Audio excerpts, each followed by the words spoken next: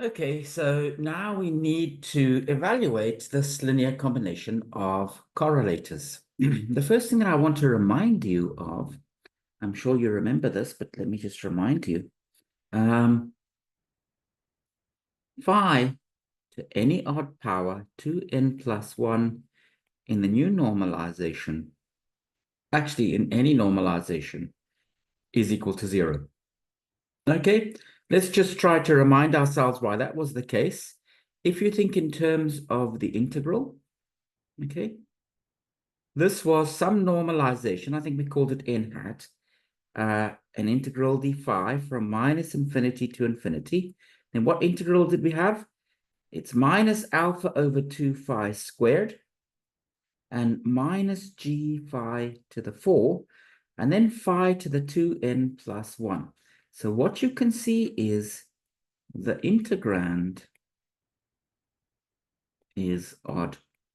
So if we integrate this from minus infinity to infinity, we're going to get 0. So that's the first proof, if you like, that this correlator vanishes. The second way of thinking about it, remember with Feynman diagrams, you drew some dots. So let's imagine drawing an odd number. Let's draw 3. And now you need to connect those dots up. And try as you like, there'll always be one dot left out or one leg left disconnected. So we connect those two, and now we've got a dot left out. Well, let's put in a vertex. Okay, so we'll close the line there. That we can do. Now we could put in another vertex if we like, but now we've got a leg left. You can keep playing this game all day. There is no way to connect all of the legs to 3 dots. You'll always get some legs left unconnected or some dots left unconnected. So this correlator vanishes. Good.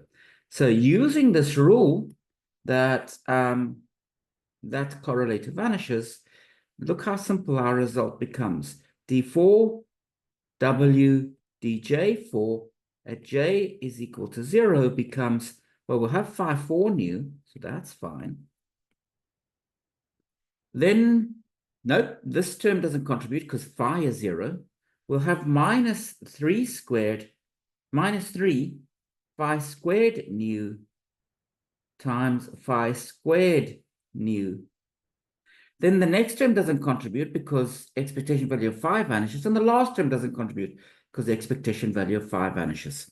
So this is what we've obtained, and let me stress that this is exact.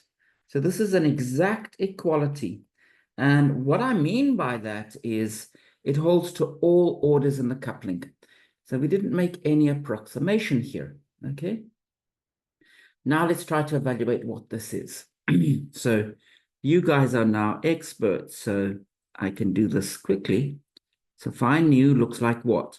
Well, we've got that diagram, that diagram, that diagram. So those are all of the diagrams with no vertices. Then we've got this, we've got that, we've got that, we've got that, we've got that, we've got that, and we've got that. And that's all of the diagrams. Now let's translate these into mathematics. Well, the first 3 diagrams sum to give us 3 over alpha squared. Then we've got 1, 2, 3, 4, 5, 6 diagrams that are all minus 12, okay?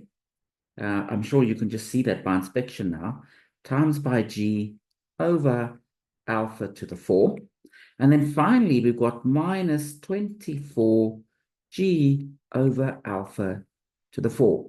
And in actual fact, this is the only diagram that is connected. And the contribution from that diagram is minus 24g over alpha to the 4. So that's maybe a good thing to keep in mind. Okay, now let's work out what is phi squared nu.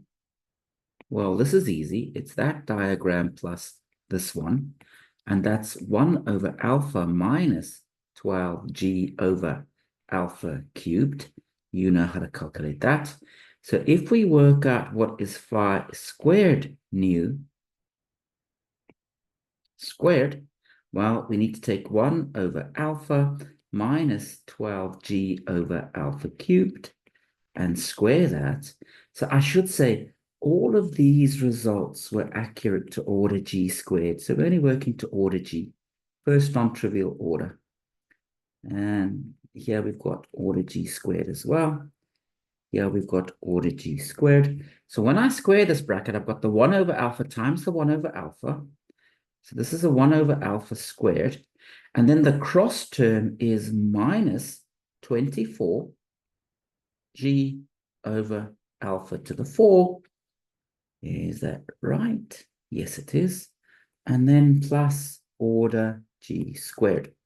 So that if I now calculate what is d4w dj4 at j is equal to 0, well, just looking above, it should be 5,4 nu.